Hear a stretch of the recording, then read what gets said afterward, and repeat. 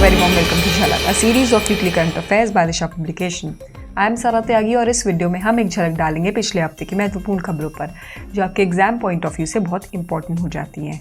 चाहे आप किसी भी एग्जाम को प्रिपेयर कर रहे हो, BT, UPSC, SSC, railway, banking, CDSE, NDA, AFCAT, these current affairs are going to be really important for you.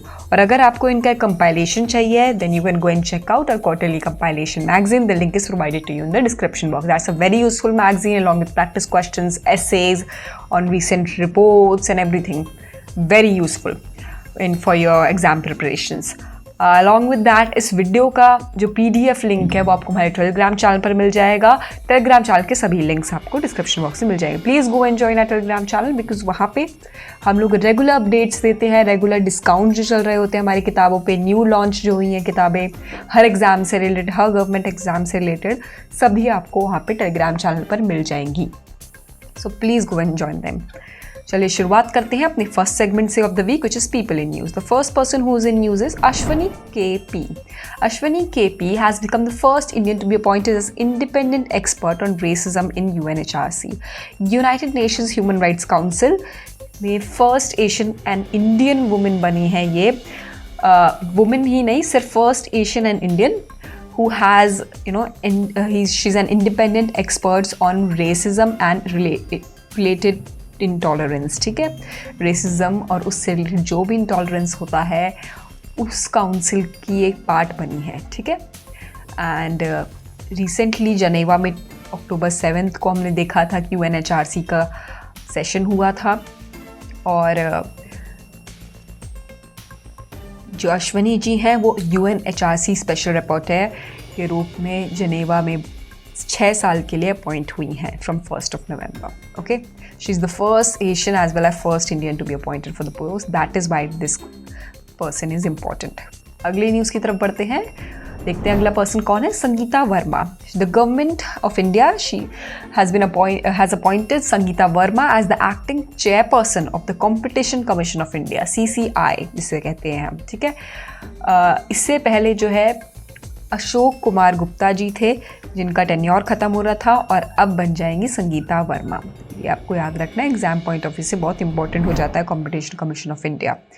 अगला पर्सन देख लेते हैं, शी जिनपिंग. शी जिनपिंग दोबारा थर्ड टाइम इलेक्ट होके आ गए हैं और प्रेसिडेंट बन गए हैं चाइना के अगेन, एंड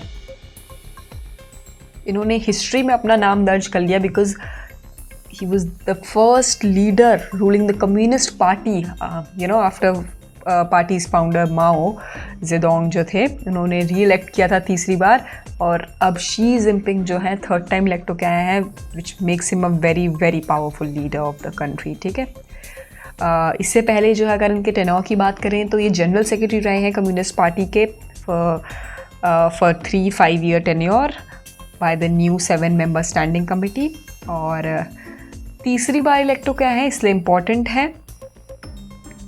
और इनका जो करियर की शुरुआत हुई थी एज अ प्रेसिडेंट वो 2012 में हुई थी। ठीक है, पिछले 10 साल से ये टर्म में है। अब अगले पर्सन की तरफ बढ़ते हैं, उस extremely important from the exam point of view also and from the current affairs point of view, Rishi Sunak. Rishi Sunak जो हैं वो प्राइम मिनिस्टर बन चुके हैं यूनाइटेड किंगडम के. He is the first British prime minister of Indian descent. ठीक है, so हमने देखा था due to the Penny Mordaunt's inability to garner enough support from their PMs, हमें देखा कि he has won now, conservative party से आते हैं ये, और अब हमने देखा है दैट इन कितना ज़्यादा ये न्यूज़ में रिसेंटली थे, इसलिए मैंने इस न्यूज़ को क्विकली कवर अप किया है. ऑल्दो इनके बारे में हम अलग से भी, if you want we can make a video, separate video where we can talk about Rishi Sunak more in detail. Please let us know in the comment section. अब ऑब्वियसलीज देख लेते हैं. पिनाकी चौधरी. पिनाकी चौधरी बंगाली फिल्म डायरेक्टर हैं और नेशनल अवार्ड रेसिपिएंट भी हैं. 82 years old थे ये. इनका देहांत हो गया कैंसर से, लिम्फेटिक सिस्टम के कैंसर से, और इन्होंने काफ़ी बड़ी बड़ी फिल्म को डायरेक्ट किया जैसे छेना अचेना, और इनको 2 बार नेशनल अवार्ड्स भी मिले हैं for the best feature film in Bengali Sanghat conflict in 1996 and Ballygunge court in 2007. ठीक है, इसलिए इंपॉर्टेंट हो जाता है एग्जाम पॉइंट ऑफ व्यू से. अब बढ़ते हैं हमारे अगले सेगमेंट की तरफ, which is important days. First day which is in news is Ayurveda day 2022. 23 अक्टूबर को हम ऑब्ज़र्व करते हैं आयुर्वेदा डे, और 7th आयुर्वेदा डे इस बार हमने ऑब्ज़र्व किया। इसकी थीम थी हर दिन हर घर Ayurveda. Basically it is to promote the usage, the benefits of Ayurveda. अगला डे देख लेते हैं, world polio day is observed on 24th of October to obviously aware people about the vaccination, eradication of polio from every corner of the world. और इस बार जो theme थी world polio day की, that was beyond a healthy future for mothers and children. ठीक है, आप मुझे कमेंट सेक्शन में बताना कौन सा देश है जो पोलियो मुक्त हो चुका है। रिसेंटली न्यूज़ में था वो नेशन। ओके, अगले न्यूज़ देख लेते हैं related to day. United Nations day observe होता है 24th of October को, और यूनाइटेड नेशंस डे मार्क करता है anniversary on which this UN Charter came into the force, which was in 1945. Okay, और इस बार जो इसकी थीम थी वो थी one place where the world's nation can gather together, discuss common problems and find shared solution. ठीक है, बेसिकली इसकी थीम नहीं, ये इसका मोटो है एग्जैक्टली अगर बात करें तो, जहाँ पे सभी दुनिया के देश गैदर कर सकें, डिस्कस कर सकें अपनी प्रॉब्लम्स और एक शेयर्ड सोल्यूशन ला सकें। ठीक है, अगला डे देख लेते हैं, infantry day. Extremely important from the point of view of defence examinations. कभी कभी पूछा जाता है ये सीडीएस जैसे एग्जाम्स में, आपके एनडीए जैसे एग्जाम्स में पूछा भी गया है काफ़ी बार, और पैरामिलिट्री के एग्जाम्स में। 27th of October को ऑब्जर्व होता है इन्फेंट्री डे, और which is also the largest fighting arm of the Indian army. And the day commemorates the day 1947 जब Indian Army's infantrymen they become first troop to land on Srinagar airport and prevent Jammu and Kashmir from being invaded by Pakistan-backed tribal invaders. Okay, so that is why हम 27th of October को observe करते हैं। और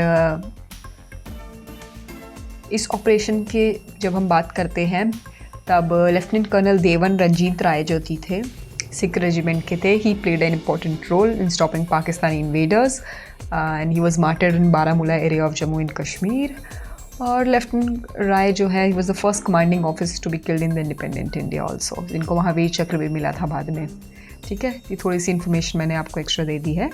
इन case you planning to join the defence forces, you should know these important people who were honored with Paramvir Chakra, Mahavir Chakra. Okay, अगला day देख लेते हैं, national unity day. Extremely important, काफ़ी बार एग्जाम में पूछा गया है। 31st of October को हम ऑब्जर्व करते हैं नेशनल यूनिटी डे, राष्ट्रीय एकता दिवस, which commemorates as the birth anniversary of India's first home minister Sardar Vallabh भाई पटेल। ठीक है, सरदार वल्लभ भाई पटेल जी की बर्थ एनिवर्सरी होती है ये, और आयरन मैन ऑफ इंडिया इन्हें कहा जाता था। Rashtriya Ekta Diwas, it provides opportunity to reform in strength and resilience. Okay, अब बढ़ते हैं हमारे अगले सेगमेंट की तरफ, जो sports segment, equal pay for men and women in cricket. So BCCI, that is board of control for cricket in India, ने decide किया है that it will provide equal pay for both men and women. ठीक है, members of 15 BCCI की committee थी, उन्होंने एक unanimous resolution pass किया जिसके अंदर न्यू पे इक्विटी पॉलिसी आई है related to women cricketers also, और they will receive same fees as the men. They will receive 15 lakh for test matches, 6 lakh for ODIs and 3 lakh for T20 matches. ठीक है, इससे पहले जो वुमेन क्रिकेटर्स थी, they used to earn 4 lakh for test matches only. ठीक है, और डिफरेंस आप देख रहे हैं, मेन को 15 लाख मिलता था, वुमेन को 4 लाख मिलता था। There is lot of disparity, और 1 लाख मिलता था इनको T20 और ODIs के। सो अब जो है इक्वल पे होगा मेन एंड वुमेन का, to promote women cricket. Okay, और जुलाई 2020 में New Zealand had become first country to bring this parity for pay parity for its cricketers. अब इंडिया ने भी ऑप्ट किया है, which is a very very good initiative. अब हम अगली न्यूज़ देख लेते हैं, US grand prix. Belgium's Max Verstappen of Red Bull Racing, he has won 2022 Formula 1 Aramco United states grand prix. बहुत ज़्यादा न्यूज़ में पूछा जाता है, पहले न्यूज़ में कॉमन स्पोर्ट्स के क्वेश्चंस आते थे, लेकिन since we see US grand prix and racing as a formula 1 racing जो है काफ़ी ज़्यादा बढ़ रही है स्पोर्ट्स के उसमें सेगमेंट में, तो अब पूछे जाते हैं। And max वेस्टपन is a very common name है, बेल्जियम के मैक्स वेस्टपन। दूसरा कॉमन नेम आप मुझे कमेंट सेक्शन में बताना, ठीक है, यूज़र रेसअप। और ये रेड बुल रेसिंग के हैं और यूएस ग्रैंड प्रिक्स में ये जीत चुके हैं, ये आपको याद रखना है, ठीक है। अब बढ़ते हैं अगले न्यूज़ की तरफ। French open super 750 in badminton, Indian pair Satwik Sairaj रानिक-रेड्डी and Chirag Shetty, इन दोनों का जो पेयर था फ्रेंच ओपन सुपर 750 क्राउन इन्होंने जीत लिया है, which was against Chinese. And men's double जो था वो पेरिस में हुआ था, ये आपको याद रखना है, ठीक है। छोटी सी न्यूज़ थी, मैंने जल्दी से कवर अप इसलिए कर ली है। अब अगली न्यूज़ देख लेते हैं FIFA under 17 women's world cup के बारे में। फीफा वर्ल्ड कप वुमेंस का हुआ था, जिसका होस्ट इंडिया था, और इसमें स्पेन ने बीट किया कोलंबिया को बाय 1-0, ठीक है। वुमेंस वर्ल्ड कप हुआ था फीफा का, और कहाँ पे हुआ था? डीवाई पाटिल स्टेडियम में हुआ था, ये भी आपको बता देती हूँ, विच इज़ एक्सट्रीमली इंपॉर्टेंट। और किसने जीता? स्पेन ने जीता। अब हम बढ़ते हैं नेशनल न्यूज़ की तरफ। Migration monitoring system, this is India's first migration monitoring system which was inaugurated by Maharashtra women and child development ministry of women and child development minister Mangal Prabhat Lodha in Mumbai. और बेसिकली ये ट्रैक करेगा movements of vulnerable seasonal migrant beneficiaries को, ठीक है। ये काफ़ी ज़्यादा last year भी न्यूज़ में था कि ये सिस्टम हम ऐसा कुछ लाएंगे, और अब ये इन प्लेस आ गया है। Migration monitoring system, it aims to provide information about migrant, pregnant women, lactating women and children, okay. अब अगली न्यूज़ की तरफ बढ़ते हैं। India's first integrated aqua park, ये मैंने पहले भी कवर की थी एक बार न्यूज़, मैं दोबारा कवर कर रही हूँ। India's first integrated aqua park will be is all set to be launched at lower सुभासिरी डिस्ट्रिक्ट इन अरुणाचल प्रदेश, ठीक है। इसको बनाया जा रहा है सो दैट फिशरी सेक्टर में काफ़ी डेवलपमेंट किया जा सके, ठीक है। कहाँ पे है ये? तारिन डिस्ट्रिक्ट में है, ये ज़ीरो एरिया की डिस्ट्रिक्ट है ये तारिन, वहाँ पे है अरुणाचल प्रदेश में। और प्रधानमंत्री मत्स्य संपदा योजना जो कि फिशरीज़ को, ब्लू रेवोल्यूशन को प्रमोट करने हैं, उसके अंडर इसका पूरा डेवलपमेंट हो रहा है, ठीक है। ये आपको याद रखना है एक्वा पार्क का। अगली न्यूज़ की तरफ बढ़ते हैं। इंडिया मोज़ेबिक तंजानिया ट्राइलेटरल एक्सरसाइज हुई है डिफेंस मिनिस्ट्री के द्वारा। ये फर्स्ट एडिशन था इंडिया मोज़ेबिक तंजानिया की ट्राइलेटरल एक्सरसाइज का, जिसका नाम था दर एस सलाम, और ये तंजानिया में ही हुई है, ठीक है। और इंडियन नेवी ने इंडिया की तरफ से INS तरकश और चेतक हेलीकॉप्टर एंड मार्कोस, जो कि इंडियन नेवी का कमांडो यूनिट है, उसने पार्टिसिपेट किया था। न्यूज़ देख लेते हैं। नाइट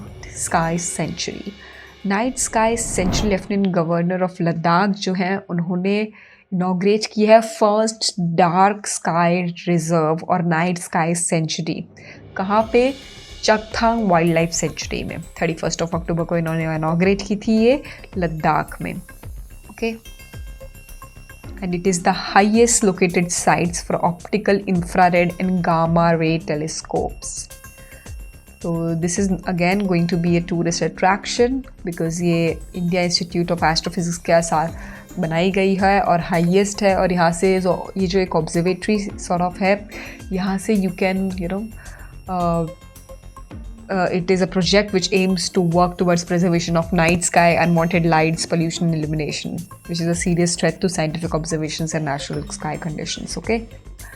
अगली न्यूज़ देख लेते हैं। extremely important also and extremely disheartening also that Morbi suspension bridge collapse के बारे में बात करते हैं, जो कि रिसेंटली हुआ था गुजरात में। और हमने काफ़ी न्यूज़ में देखा, मोरबी सस्पेंशन ब्रिज है, एक मुंचो रिवर के ऊपर है ये गुजरात में, और वहाँ पे ग्रीवियस लॉस ऑफ लाइफ हुआ है, काफ़ी लोगों की डेथ हो गई वहाँ पे। इस बेसिकली ये एक ब्रिटिश एरा का ब्रिज था, जो कि 5 दिन बाद इसमें रिपेरेशन हुई थी, रेनोवेशन हुआ था, उसके 5 दिन बाद ये खुला था, but again it collapsed and loss of life was there, which is very disheartening. Apart from it, ये पब्लिक के लिए ओपन हुआ था, जो गुजराती न्यू ईयर डे होता है 26 अक्टूबर को। उसके बाद मोरबी डिस्ट्रिक्ट में काफ़ी ज़्यादा NDRF की फोर्सेस लगी थी जिन्होंने रेस्क्यू किया था, और हमने काफ़ी ज़्यादा न्यूज़ में देखा था, तो इसलिए मैंने कवर अप किया है। अगली न्यूज़ देख लेते हैं, SIMBEX 2022। SIMBEX is a very renowned exercise between Singapore and India. Maritime bilateral exercise होती है, ये विशाखापट्टनम में हुई है 26 अक्टूबर से 30 अक्टूबर तक, और वहाँ के हार्बर फेस में हुई है and the sea phase in Bay of Bengal. और इसमें जो है सिंगापुर नेवी ने पार्टिसिपेट किया, इंडियन नेवी ने पार्टिसिपेट किया। इंडियन नेवी की बेसिकली इंडियन नेवी की शिप्स ने पार्टिसिपेट किया, ट्रूप्स ने पार्टिसिपेट किया, और सिंगापुर नेवी के RSS Stalwart and RSS Vigilance ने पार्टिसिपेट किया। अगली न्यूज़ की तरफ बढ़ते हैं, blue flag certification. Minicoy Thundi beach and Kadmat bridge जो कि लक्षद्वीप में सिचुएटेड है, उनको ब्लू बीचेस का खिताब मिल चुका है, ब्लू फ्लैग सर्टिफिकेशन मिल चुका है। और इंडिया में 12 ऐसे बीचेस हैं जिनको ब्लू फ्लैग सर्टिफिकेशन मिल गया है।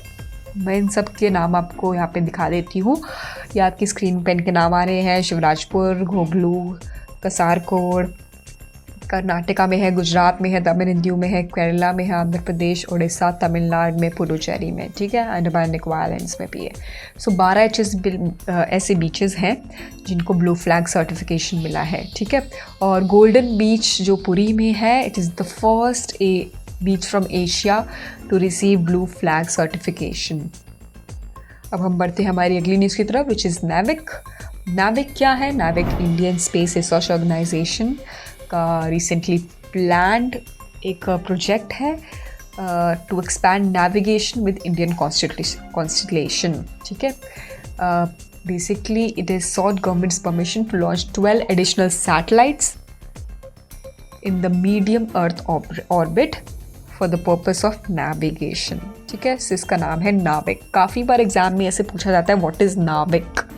सो नाविक एक इस तरीके का प्रोजेक्ट है। It is government's permission to launch 12 additional satellites, new satellites L1 band की, so that it will help Indian people, accessible civilians, in their navigation, to improvise the navigation, जो आप GPS यूज़ करते हैं उसको improvise करने के लिए।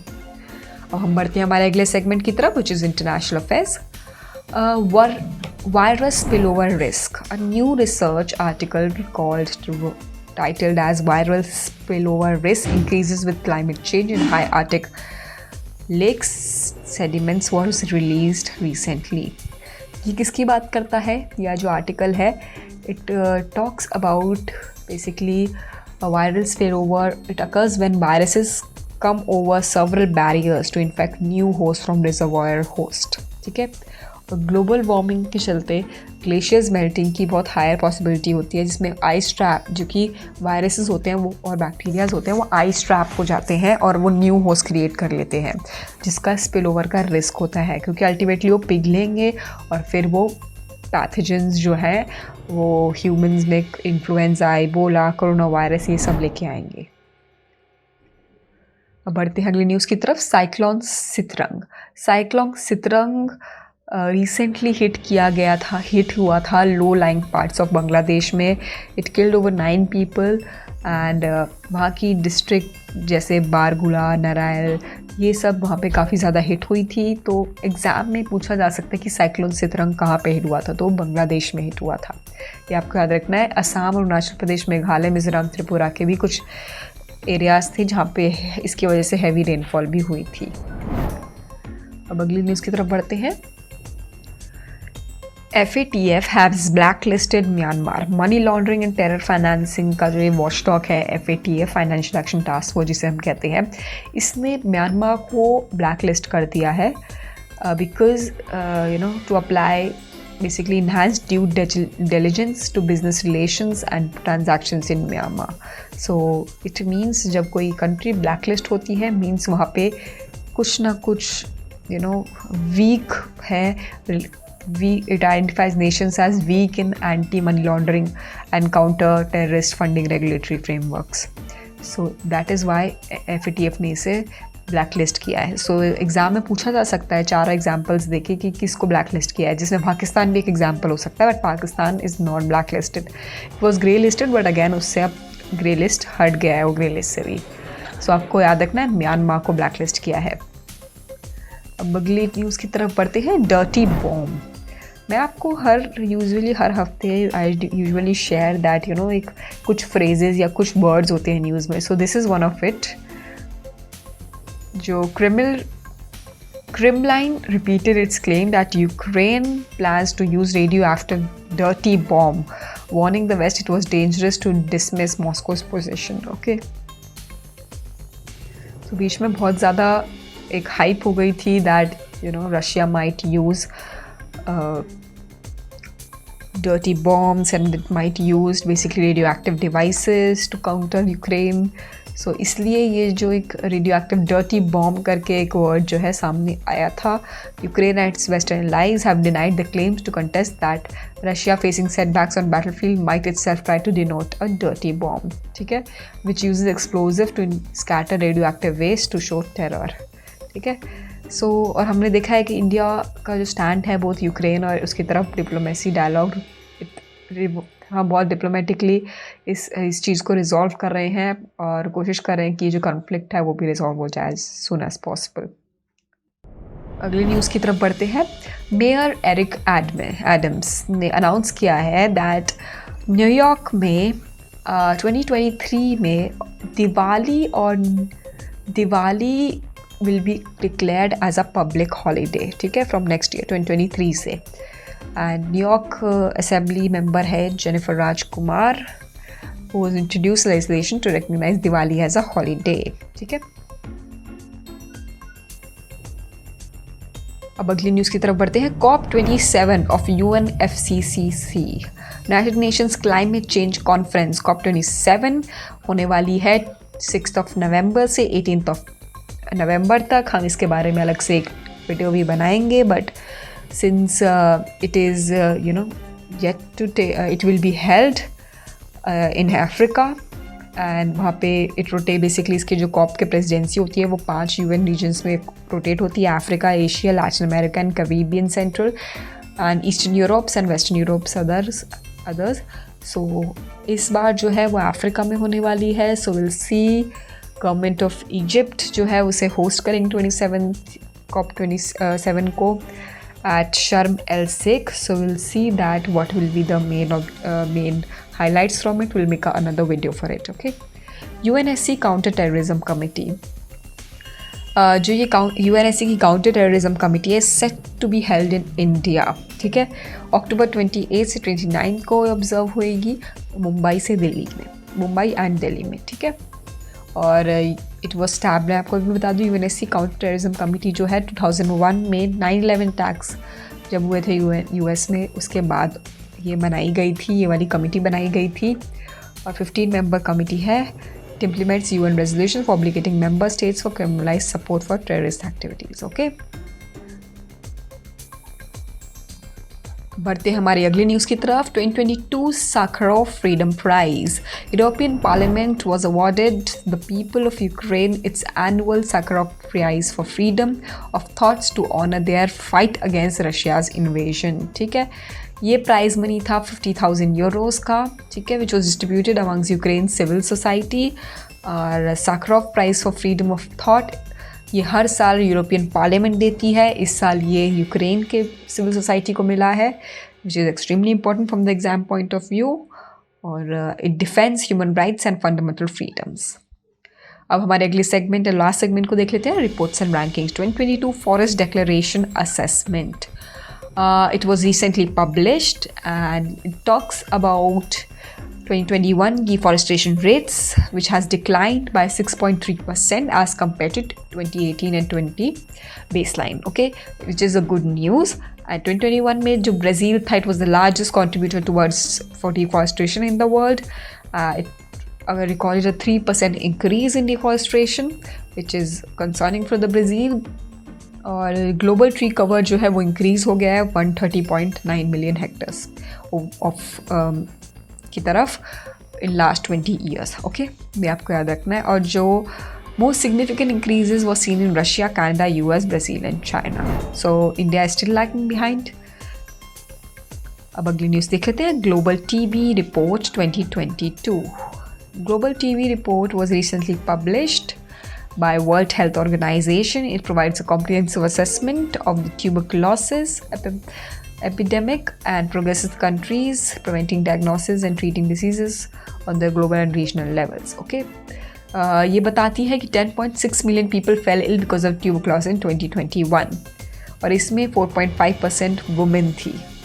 Basically 4.5% increase था एज़ कम्पेयर टू 2020. और ये बेसिकली कौन करता है global TB report release, which is world health organisation. ये आपको याद रखना है.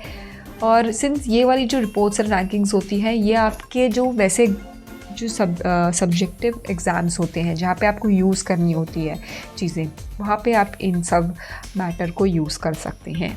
ठीक है, that is why I cover this pieces of news. So you can go and check out our PDF link and on the Telegram channel for this video. That will be very helpful for you. आप छोटे छोटे points अपने अलग से लिख सकते हैं for this news pieces. Okay. So that was it for the week. I hope you're enjoying this series. If you are, please do like, share and subscribe our channel. Hit the bell icon for more updates and have a great week ahead. Dhanyawad. It all starts with a belief. Belief to carve out a new path to bring knowledge. To build the leaders of tomorrow. We bring the way that leads to something new. To something better than the rest. At the right moment. At the right turn. At the right page. Now unveiling the outlook that is dynamic, accessible, and progressive.